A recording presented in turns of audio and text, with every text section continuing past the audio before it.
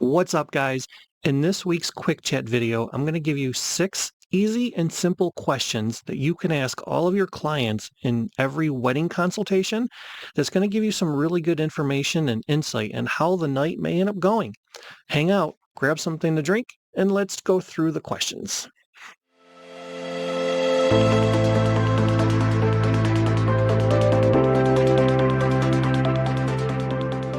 Yo, welcome back to the channel, everybody.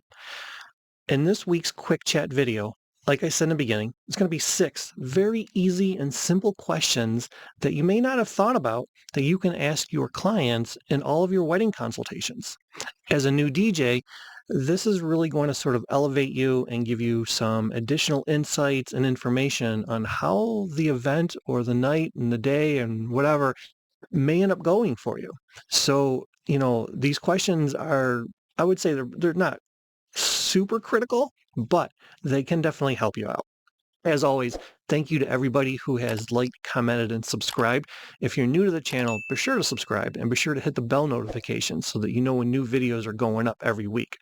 I do try to put these out every week. There's a few times where I might miss a week here and there, but I do try to put out content as much as possible, and I try to put out these helpful videos for you guys who are new to the scene or the industry and may need some help or guidance or advice. So if there's something that you guys are looking for specifically, or if you've got questions on how to do something, definitely reach out to me either as a comment or you can find me all over social media, Facebook, Instagram, Twitter, TikTok. I'm everywhere. Let me know what you'd like to know more about, and I'll definitely create videos and content that is catered towards what you guys are looking for. Let's go through this quickly. 6 very, very easy, simple, quick questions that's going to give you some really good insight and information. Question number 1. How many people are going to be attending the wedding? Why is this important? So if it's a wedding that's going to have 200, 300, 400 people, a huge, huge, massive guest list, you could pretty much guarantee that you're going to have a really exciting and vibrant dance floor all night. When you're doing a wedding where there might only be 50 to 100 people, then you're going to have probably minimal amount of people on a dance floor. Now, there has been weddings where it was smaller, there has been a smaller guest list and the dance floor was full all night, but it's just common sense. More people equals a bigger dance floor, more people on it, more people having fun. So if you know how many people are going to be attending and your clients tell you, yeah, we're going to have a couple hundred people there, then you pretty much know you're going to have a really exciting and fun night. Question number 2, find out what the average age of the guest list is going to be. If it's going to be a guest list with more older people, their 40s, 50s, 60s, 70s, then you're going to want to cater your music and have a library that's catered to that demographic in those age groups.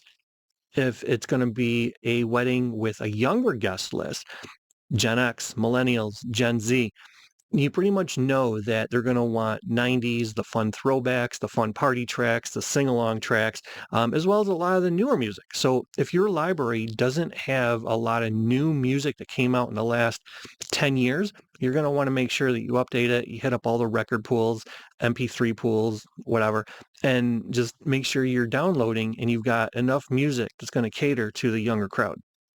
Question number 3, ask your clients to describe the wedding party. Now, there's 2 different types of, well, I would say actually just 3 types of wedding parties that are out there.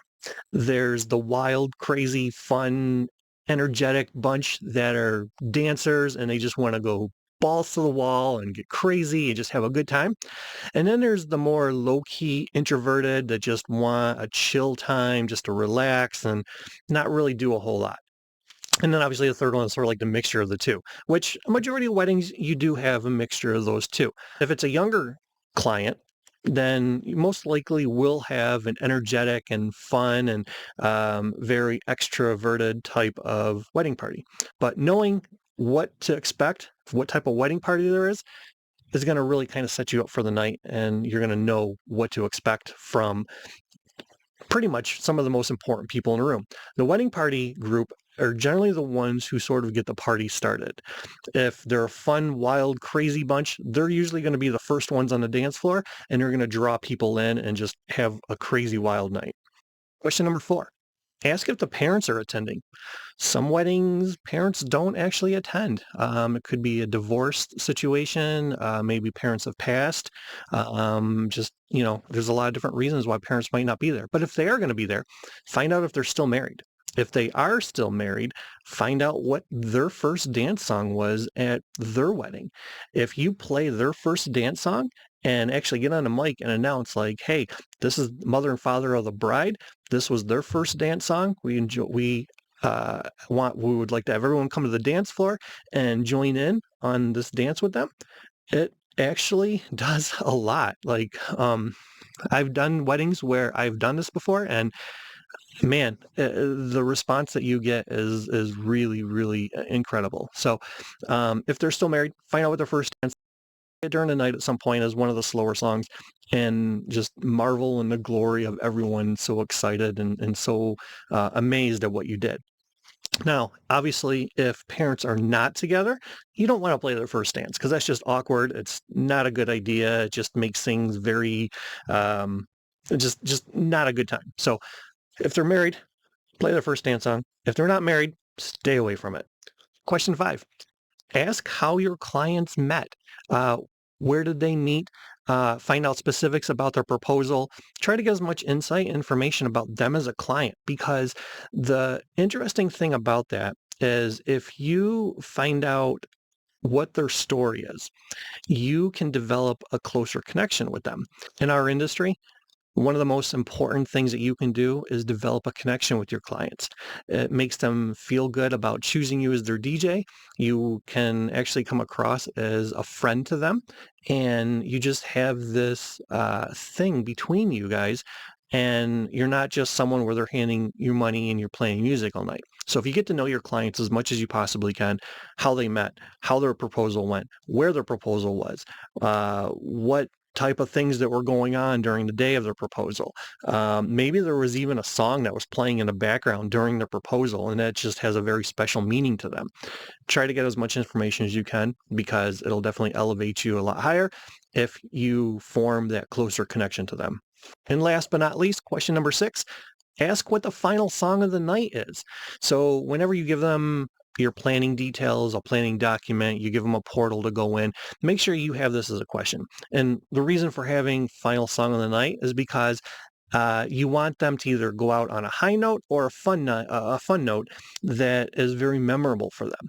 So it could be a love song where they just come together and there's nobody else in the room. It's just like their final dance of the night. Or it could be this good quality upbeat song where everyone dances with them. Or it could just be sort of like a mixture of the two. It could be kind of a slower song, but it is like kind of fun and upbeat. And then everyone who's still at the wedding, they kind of form this circle around the clients as they do their last dance, and it becomes this big thing, and then everyone goes in and they give them a big hug, and then that's it. So final song of the night is always really important because that's your high note out of the reception. And if you can get that information when they're giving you all their planning details, then it's just another tool in the toolbox that allows you to be elevated above many other DJs who don't ask those types of questions or tries to find out what they want as their grand exit out from the wedding. There you go. Super easy, super simple, 6 questions that you can ask your clients in every wedding consultation that'll give you more insight, more information, and elevate you to a much higher level than what other DJs may be asking or what they may be doing. As I always say, a day without dancing is a day wasted. Thank you guys for watching, and until next week, take care of yourself.